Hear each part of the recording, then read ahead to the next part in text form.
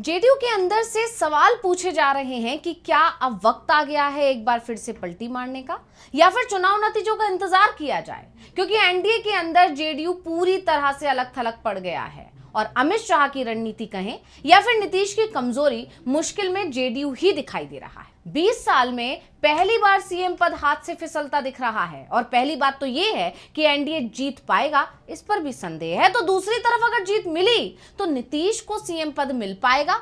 ये सवाल अब जेडीयू के अंदर से ही पूछे जा रहे हैं। अमित शाह के प्लान के चलते नीतीश पूरी तरह से अलग थलग पड़ गए हैं। हालात ये हो गए हैं कि शाह ने जब ये कहा कि हम कौन होते हैं नीतीश को सीएम उम्मीदवार घोषित करने वाले, तो उनके साथ एनडीए के दूसरे दल भी आ गए।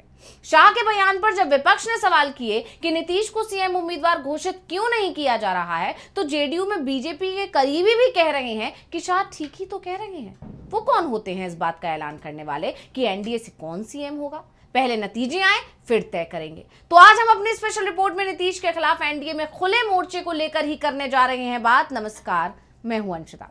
नीतीश के साथ तो बीजेपी ने खेल ही कर दिया। नीतीश ने शर्त रखी थी कि उन्हें सभी सहयोगियों की तरफ से लिखित में चाहिए कि एनडीए की सरकार बनी तो सीएम वही होंगे। नीतीश की शर्त तो पूरी नहीं हुई, उल्टा एनडीए के सहयोगियों ने उन्हें ही किनारे लगा दिया।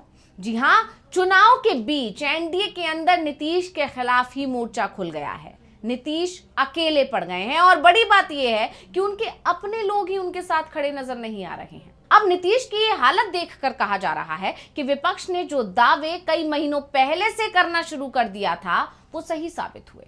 बीजेपी ने जेडीयू में सेंधमारी कर दी। बीजेपी ने नीतीश को कमजोर करने की जो रणनीति बनाई थी, अब वो उसमें सफल होती दिख रही है। नीतीश के हाथ से सिर्फ सीएम की कुर्सी ही नहीं बल्कि उनकी पार्टी ही जा रही है। दरअसल इस तरह के तमाम दावे किए जाने लगे अमित शाह के उस बयान के बाद जिसमें उन्होंने कहा कि सीएम तो नतीजे आने के बाद विधायक ही तय करेंगे। इस बयान ने भूचाल ला दिया, क्योंकि यह बयान ठीक वैसा ही था जैसा महाराष्ट्र चुनाव के दौरान अमित शाह ने दिया था। और महाराष्ट्र में क्या हुआ था हर कोई जानते हैं। नेतृत्व में लड़ा गया एकनाथ शिंदे के चुनाव, और जब सीएम बनने की बारी आई तो बीजेपी ने देवेंद्र फडणवीस को बना दिया, यानी कि सीएम की कुर्सी पर बीजेपी ने कब्जा कर लिया। और यही बात तो विजय कुमार सिन्हा ने दिसंबर 2024 में कही थी कि अटल बिहारी वाजपेयी को सच्ची श्रद्धांजलि तब होगी, तब मानी जाएगी जब बिहार में सीएम बीजेपी का होगा। और बीजेपी उसी रणनीति के तहत आगे बढ़ती जा रही है। और अब जब चुनाव की तारीखों का ऐलान हो गया तो एक बार फिर बीजेपी की वो सारी रणनीति खोलकर सामने आ गई। अब अमित शाह के इस बयान पर नीतीश ने नाराजगी दिखाई, इसके बाद बीजेपी पर दबाव बढ़ाया। नतीजा ये हुआ कि अमित शाह को नीतीश को मनाने के लिए उनके आवास पर जाना पड़ा, जबकि इससे पहले ऐसा नहीं हो रहा था। नीतीश कुमार अमित शाह से मिलने आ रहे थे और नीतीश को लगा कि वो बीजेपी को झुकाने में कामयाब हो गए। लेकिन असली खेल तो तब समझ आया जब नीतीश को पता चला कि वो तो सीएम पद की लड़ाई में अकेले ही हैं। सहयोगी तो छोड़िए, उनके अपने भी उनका साथ नहीं दे रहे हैं। ललन सिंह के बयान ने, जो कि जेडीयू के ही नेता हैं, सांसद हैं और केंद्रीय मंत्री हैं, उन्होंने नीतीश को करारा झटका दिया ही था कि इस बीच चिराग पासवान ने भी मौके पर चौका मार दिया। अमित शाह के बयान पर प्रतिक्रिया देते हुए उन्होंने कहा कि अमित शाह ने कुछ भी गलत नहीं कहा है। पहले सुन लेते हैं चिराग को क्या कुछ कहा उन्होंने। मुख्यमंत्री नीतीश कुमार जी के नेतृत्व में हम लोग चुनाव लड़ रहे हैं। उसके बाद ये प्रक्रिया का हिस्सा है कि जो जीते हुए विधायक हैं, एक दल की तो बात है नहीं, 5 दल एक साथ हैं, तो जितने विधायक जीत कर आएंगे वो स्वयं अपना नेता चुनेंगे। इसमें कौन सी नई बात है? वैसे तो चिराग पासवान की जब से बिहार की राजनीति में दोबारा एंट्री हुई है तभी से वो नीतीश पर हमलावर हैं। जंगल राज का मामला रहा हो, युवाओं का मामला रहा हो, अभ्यर्थियों का मामला रहा हो, हर मामले पर उन्होंने नीतीश सरकार पर और खुलकर नीतीश कुमार पर हमला बोला है। लेकिन पिछले दिनों नीतीश को लेकर उनका रुख कुछ नरम हो गया था। यहां तक कि उन्होंने ये कह दिया था कि बिहार में एनडीए की सरकार बनी तो सीएम नीतीश कुमार ही होंगे। लेकिन अब एक बार फिर उनके तेवर बदल गए हैं, खासकर तब से जब से उनको 29 सीटें दी गई हैं। और इसको देखकर कहा जा रहा है कि कहीं आला कमान ने उन्हें कोई बड़ा ऑफर तो नहीं दे दिया है, क्योंकि जिस तरह उन्हें 29 सीटें दी गई उससे एक बात तो साफ है कि चिराग को सबसे ज्यादा तवज्जो दी गई है। और इस तरह की चर्चा चल ही रही थी कि इस बीच एक तस्वीर भी सामने आ गई। ये तस्वीर भी चिराग और अमित शाह की मुलाकात की है, जो चिराग के इस बयान के ठीक बाद सामने आई है। यानी पहले चिराग पासवान ने ये बयान दिया है, अमित शाह के बयान का समर्थन किया है और इसके बाद वो सीधा अमित शाह से मिलने पहुंच गए हैं। और ये तस्वीर बहुत कुछ कह रही है। तस्वीर आने के बाद कयास है कि क्या बीजेपी नीतीश के खिलाफ कोई साजिश रच रही है, और इसमें सिर्फ सहयोगियों को ही नहीं बल्कि नीतीश की पार्टी के लोगों को भी उनके खिलाफ इस्तेमाल कर रही है। ललन सिंह का बयान और संजय झा की इस पूरे मामले में चुप्पी तो इसी तरफ इशारा कर रही है, जिसको लेकर तेजस्वी यादव ने बहुत बड़ा दावा भी कर दिया था। क्या कुछ बोले थे तेजस्वी, सुनिए।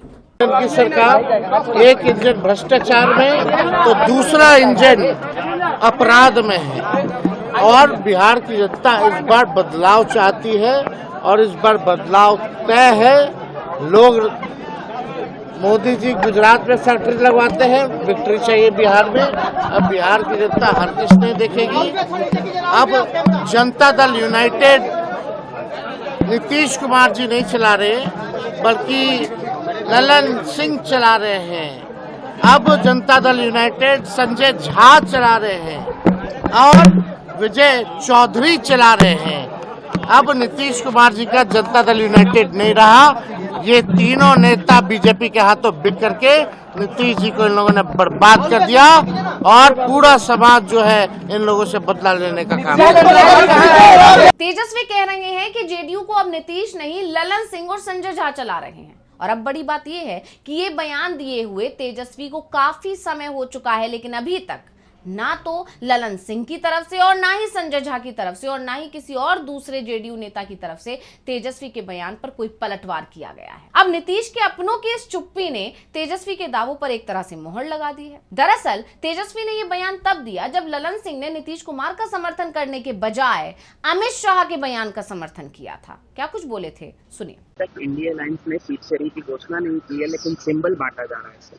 वो उनके यहाँ हमने पहले भी कहा है और फिर कह रहे हैं कि वहाँ महागठबंधन नहीं है, वो ठगबंधन है। अब दूसरे एक दूसरे के साथ ठगी कर रहे हैं, सीट फाइनल नहीं कर रहे हैं और सिंबल बांट रहे हैं। ये तो ठगी का ही काम है ना, ठगी का काम कर रहे हैं। तो मुख्यमंत्री नीतीश कुमार ही होंगे 2025 के बाद। भाई आप लोग बात को समझते नहीं। गृह मंत्री जी के बयान के अलग अलग भाग को तोड़ मड़ोड़ कर पेश किया जा रहा है। गृह मंत्री जी ने बार बार कहा है कि हम बिहार विधानसभा का चुनाव नीतीश कुमार के नेतृत्व में ही लड़ रहे हैं। मुख्यमंत्री विधायक दल तय करेगा, एनडीए का विधायक दल तय करेगा, ये परंपरा ही है। पिछली बार भी मुख्यमंत्री बने थे नीतीश कुमार जी, तो किसने तय किया था? एनडीए विधायक दल ने तय किया था कि हमारे नेता नीतीश कुमार होंगे। उन्होंने यह भी कहा कि पिछली बार जेडीयू की संख्या कम थी, तब भी प्रधानमंत्री जी ने उनको आग्रह किया था कि वो मुख्यमंत्री बने। तो तीनों भाग को जोड़ के देखना चाहिए, अलग अलग टुकड़ा में नहीं देखना चाहिए। गृह मंत्री जी के पूरे बात को पूरे संदर्भ में देखना चाहिए। रिपीटेडली 3 बार उन्होंने कहा कि बिहार का चुनाव हम मुख्यमंत्री नीतीश कुमार जी के नेतृत्व में लड़ रहे हैं। तो इसमें कौन सी नई बात है? ये सब विरोधी दल के पास कुछ है नहीं, कोई मुद्दा नहीं है चुनाव का। तो चुनाव का मुद्दा नहीं है तो इसी तरह के दुष्प्रचार से वो अपना रोटी सेक रहे हैं, तो वो दुष्प्रचार करते रहे। ललन सिंह का कहना है कि अमित शाह के बयान को तोड़ मरोड़ के पेश किया जा रहा है। उनके बयान में 3 से 4 बार उन्होंने इस बात का जिक्र किया है कि नेतृत्व में तो चुनाव नीतीश कुमार के ही लड़ा जाएगा, लेकिन जानकारों का मानना है कि ललन सिंह को अमित शाह के बयान का समर्थन करने के बजाय उनके बयान का विरोध करना चाहिए था और नीतीश कुमार का साथ देना चाहिए था। लेकिन इस पूरी लड़ाई में, यानी खासकर सीएम के कुर्सी की लड़ाई में, नीतीश कुमार पूरी तरह अकेले पड़ते दिखाई दे रहे हैं और पूरा का पूरा एनडीए और खुद जेडीयू के ही बड़े और दिग्गज नेता नीतीश के करीबी उनके खिलाफ बीजेपी के साथ खड़े हो गए हैं, जिसके बाद ये माना जा रहा है कि नीतीश कुमार के खिलाफ ही एनडीए के अंदर मोर्चा खुल गया है। अब नीतीश कुमार कोई एक्शन लेंगे इसके खिलाफ या नहीं ले पाएंगे, क्योंकि अब समय भी नहीं बचा है, इस पर चर्चा चल रही है। तो स्पेशल रिपोर्ट आपको कैसी लगी हमें कमेंट करके अपनी राय जरूर दीजिएगा। इसी के साथ मुझे दीजिए इजाजत। देखते रहिए टीवी लाइव। नमस्कार।